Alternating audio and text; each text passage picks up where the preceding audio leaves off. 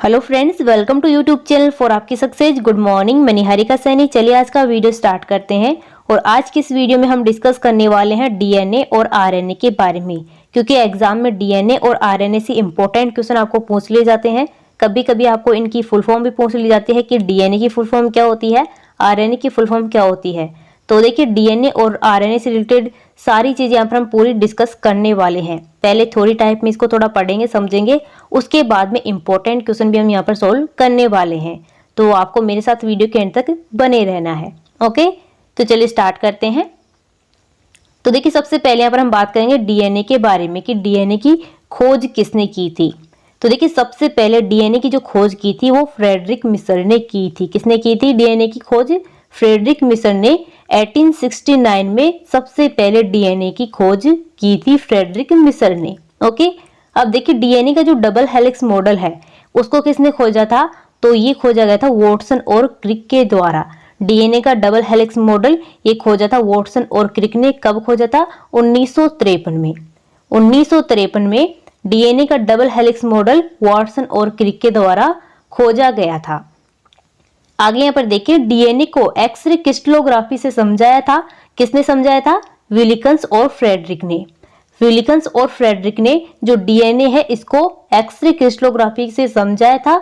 इसलिए इस काम के लिए उन्हें संयुक्त रूप से 1962 में नोबेल पुरस्कार भी दिया गया था। किसको? विलिकन्स और फ्रेडरिक को संयुक्त रूप से 1962 में नोबेल पुरस्कार से नवाजा गया था। ओके, ये आपको याद रखना है कि सबसे पहले डीएनए की खोज किसने की थी? तो ये की थी फ्रेडरिक मिसर ने 1869 में।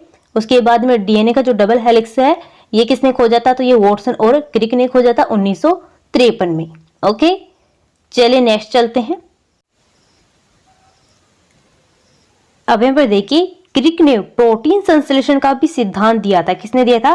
क्रिक ने प्रोटीन संश्लेषण का सिद्धांत दिया था। और देखिए, हरगोविंद खुराना ने आनुवांशिक कोड यानी कि न्यूक्लियोटाइड्स का क्रम भी समझाया था। इसलिए उन्हें 1968 में नोबेल पुरस्कार मिला था। ओके, आपको याद रखना है। अब देखिए, कार्ल वासे और सेवेरिन नामक वैज्ञानिक ने बताया कि आरएनए सिंगल हेलिक्स एक सर्पिलाकार होता है। कौन सा? जो आरएनए होता है वो सिंगल हेलिक्स एक सर्पिलाकार होता है। ये किसने बताया था? किस वैज्ञानिक ने बताया था? तो ये बताया था कार्ल वासे और सेवेरिन नामक वैज्ञानिक। तो ये भी आपको यहाँ पर याद रखना है। नेक्स्ट यहाँ पर देखिए, डीएनए की फुल फॉर्म क्या होती है? तो डीएनए की जो फुल फॉर्म होती है वो होती है डीऑक्सीराइबोन्यूक्लिक अम्ल। किसकी फुल फॉर्म होती है? डीएनए की फुल फॉर्म होती है डीऑक्सीराइबोन्यूक्लिक एसिड। और आरएनए की फुल फॉर्म होती है राइबोन्यूक्लिक अम्ल यानी कि एसिड।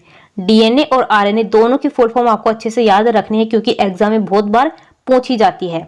डीएनए की जो फुल फॉर्म होती है वो डीऑक्सीराइबोन्यूक्लिक एसिड होती है और आरएनए की होती है राइबोन्यूक्लिक एसिड। ओके, अब यहाँ पर देखिए, जो डीएनए में डी होता है और आरएनए में जो आर होता है, तो ये किसको प्रदर्शित करते हैं, किसको रिप्रेजेंट करते हैं? तो देखिए, ये होती क्या? इसमें शुगर होती है।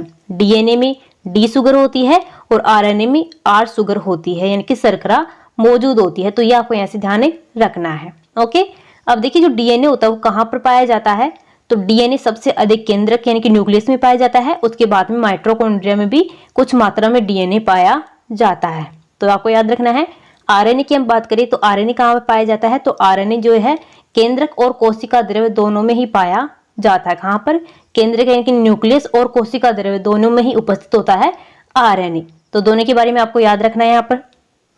अब देखिए, यहाँ से मैं आपको डीएनए और आरएनए में कुछ अंतर यहाँ पर बताने वाली हूँ। तो देखिए, फर्स्ट पॉइंट है, डीएनए अल्ट्रावायलेट जो रेज होती हैं, पराबैंगनी जो किरणें होती हैं, उनसे क्षतिग्रस्त हो जाता है। कौन सा? डीएनए। लेकिन आरएनए पर अल्ट्रावायलेट जो रेज है, किरण, उनका कोई भी प्रभाव नहीं पड़ता है, कोई भी इफेक्ट नहीं पड़ता है। किस पर? आरएनए पर। ओके, अब देखिए, डीएनए में क्या होता है? द्विगुणन की क्षमता होती है, लेकिन आरएनए में द्विगुणन की क्षमता नहीं होती है। थर्ड पॉइंट यहाँ पर है, डीएनए में न्यूक्लियोइड की जो संख्या होती है वो बहुत अधिक मात्रा में होती है। मतलब कि डीएनए में इनकी जो संख्या होती है वो लगभग कितनी होती है? 40 लाख हो सकती है। ओके, अब यहाँ पर हम बात करें आरएनए की, तो देखिए, आरएनए में न्यूक्लियोइड की जो संख्या होती है वो बहुत ही कम होती है। लगभग कितनी होती है? तो ये होती है 25,000। तो ये भी आपको यहाँ से याद रखना है। और देखिए, किसी भी सेल यानी कि कोशिका में डीएनए की जो मात्रा होती है वो निश्चित होती है, लेकिन आरएनए की जो मात्रा होती है वो निश्चित नहीं होती है, यानी कि बदल सकती है। तो ये सभी पॉइंट आपको यहाँ से ध्यान रखने हैं। ओके, चलिए नेक्स्ट चलते हैं। नेक्स्ट यहाँ पर देखिए डीएनए में 4 प्रकार के क्षार पाए जाते हैं। किसमें? जो डीएनए होता है उसमें 4 प्रकार के क्षार उपस्थित होते हैं। कौन कौन से हैं? फर्स्ट यहाँ पर है एडेनिल, सेकंड है थाइमिन, थर्ड यहाँ पर है ग्वानिन और फोर्थ है साइटोसिन। तो ये चारों आपको याद रखने हैं। जो डीएनए होता है उसमें 4 प्रकार के क्षार उपस्थित होते हैं, एडेनिल, थाइमिन, ग्वानिन और साइटोसिन। ओके, चलिए अब आरएनए के बारे में देखते हैं। नेक्स्ट यहाँ पर है आरएनए की हम बात करें तो देखिए आरएनए में 4 प्रकार के क्षार उपस्थित होते हैं, एडेनिल, यूरोसिल, ग्वानिन और साइटोसिन। चारों आपको याद रखने हैं। अब देखिए यहाँ पर हम डीएनए की बात करें तो देखिए जो डीएनए होता है उसमें क्या होता है, जो ए होता है वो किसके साथ में जुड़ा होता है, वो थाइमिन यानी कि टी के साथ में जुड़ा होता है। अगर हम आरएनए की यहाँ पर बात करें तो आरएनए में जो ए होता है वो किसके साथ में जुड़ा होता है, तो वो जुड़ा होता है यूरेसिल यानी कि यू के साथ में। तो यही इनमें सबसे बड़ा अंतर होता है कि आरएनए में जो ए होता है वो यू यानी कि यूरेसिल के साथ में जुड़ा होता है, लेकिन डीएनए में जो ए होता है वो टी यानी कि थाइमिन के साथ में जुड़ा होता है। तो ये आपको यहाँ पर ध्यान रखना है। ओके, चलिए नेक्स्ट चलते हैं। नेक्स्ट यहाँ पर देखें कि डीएनए के क्या कार्य होते हैं, क्या काम करता है डीएनए। तो देखिए प्रोटीन संश्लेषण को नियंत्रित करता है, इनकी कंट्रोल करता है। किसको? प्रोटीन का जो संश्लेषण होता है उसको नियंत्रित करता है। आनुवांशिक कार्य करता है कौन? डीएनए। जीन डीएनए की क्या होती है? इकाई होती है, यूनिट होती है। जो जीन होती है वो डीएनए की क्या होती है? इकाई होती है, यूनिट होती है। जीन आपको यहां से याद रखना है। नेक्स्ट चलते हैं। नेक्स्ट यहाँ पर देखिए आरएनए के प्रकार यानी कि आरएनए क्या कार्य करता है, आरएनए के कितने टाइप होते हैं। तो देखिए आरएनए के 3 टाइप होते हैं। पहला यहाँ पर है आरआरएनए, यह राइबोसोम से मिलकर प्रोटीन बनाता है। क्या करता है? जो आरआरएनए है ये राइबोसोम से मिलकर के प्रोटीन का निर्माण करता है। सेकंड यहाँ पर है टीआरएनए। तो टीआरएनए का क्या काम होता है, तो यह एमिनो एसिड को राइबोसोम तक पहुंचाता है। जो एमिनो एसिड बनता है उसको राइबोसोम तक कौन पहुंचाता है, तो ये पहुंचाता है टीआरएनए। नेक्स्ट यहाँ पर है एमआरएनए। तो देखिए जो एमआरएनए है यह केंद्र के बाहर एमिनो एसिड को पहुंचाता है कि केंद्र के बाहर कितने एमिनो एसिड की आवश्यकता है, तो वो इसकी पूर्ति करता है कौन? एमआरएनए जो होता है ये केंद्र के बाहर एमिनो एसिड को पहुंचाने का काम करता है। तो ये तीनों टाइप यहाँ पर आपको याद रखने हैं। आरएनए के 3 टाइप होते हैं, आरआरएनए, टीआरएनए और एमआरएनए। ओके, तो फ्रेंड्स यहाँ पर हमारा थ्योरी पार्ट कंप्लीट होता है। अब यहाँ पर इसके इंपॉर्टेंट क्वेश्चन हम सोल्व करने वाले हैं, इसलिए आपको हर क्वेश्चन का आंसर कमेंट बॉक्स में कमेंट करते हुए चलना है। तो चलिए स्टार्ट करते हैं। क्वेश्चन नंबर फर्स्ट है, निम्नलिखित में से कौन से आनुवांशिकी के जनक कहे जाते हैं। तो बताना है कि आनुवांशिकी के जनक कौन कहलाते हैं, किसको कहा जाता है आनुवांशिकी के जनक। ऑप्शन आपको देंगे डार्विन, मेंडल, लेमार्क या फिर डी ब्रिज। तो यहाँ पर देखिए आपका राइट आंसर हो जाएगा मेंडल। जो ग्रेगर जॉन मेंडल है इनको आनुवांशिकी जनक कहा जाता है, ये आपको यहाँ से याद रखना है। लेकिन देखिए जो आनुवांशिकी शब्द है, वर्ड है आनुवांशिकी, वह मेंडल ने नहीं दिया था। किसने दिया था? तो आनुवांशिकी जो शब्द है, वर्ड है, ये बटेसन के द्वारा दिया गया था। तो ये आपको यहाँ से याद रखना है। आनुवांशिकी जो जनक कहलाते हैं वो तो कहलाते हैं ग्रेगर जॉन मेंडल, लेकिन आनुवांशिकी जो शब्द है ये किसने दिया था? बटेसन ने दिया था। तो ये आपको यहाँ से याद रखना है। ऑप्शन ए आपका यहाँ पर बिल्कुल राइट हो जाएगा। अगला क्वेश्चन यहाँ पर है डीएनए का पूर्ण रूप क्या है। तो आपको डीएनए की फुल फॉर्म यहाँ पर बतानी है क्या होती है। तो देखिए डीएनए की फुल फॉर्म होती है डीऑक्सीराइबोन्यूक्लिक अम्ल। तो यहाँ से ऑप्शन आपका डी बिल्कुल राइट हो जाएगा। डीएनए की फुल फॉर्म होती है डीऑक्सीराइबोन्यूक्लिक एसिड यानी कि अम्ल। अगला क्वेश्चन यहाँ पर देखिए जीन जिन्हें वंशानुगत इकाई भी कहा जाता है कहाँ उपस्थित होते हैं।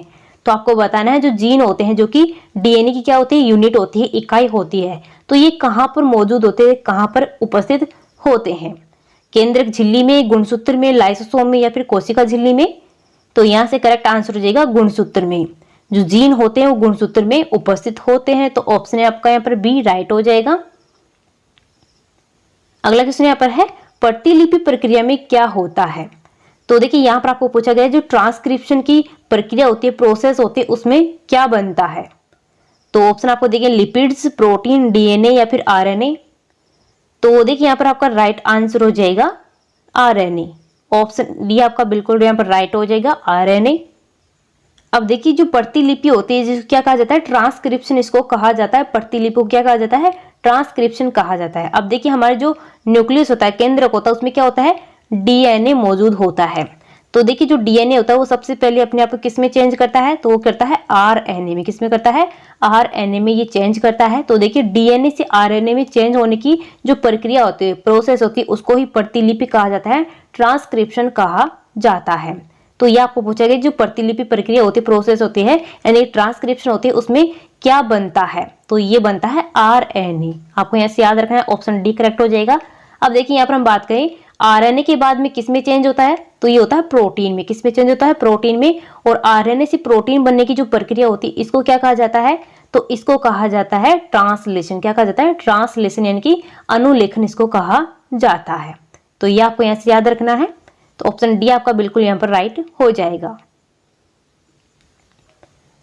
नेक्स्ट क्वेश्चन यहाँ पर है आरएनए का पूर्ण रूप क्या है, तो आपको आरएनए की फुल फॉर्म बतानी है, क्या होती है, तो आरएनए की फुल फॉर्म होती है राइबोन्यूक्लिक अम्ल। ऑप्शन यहाँ पर ए बिल्कुल राइट हो जाएगा, राइबोन्यूक्लिक एसिड।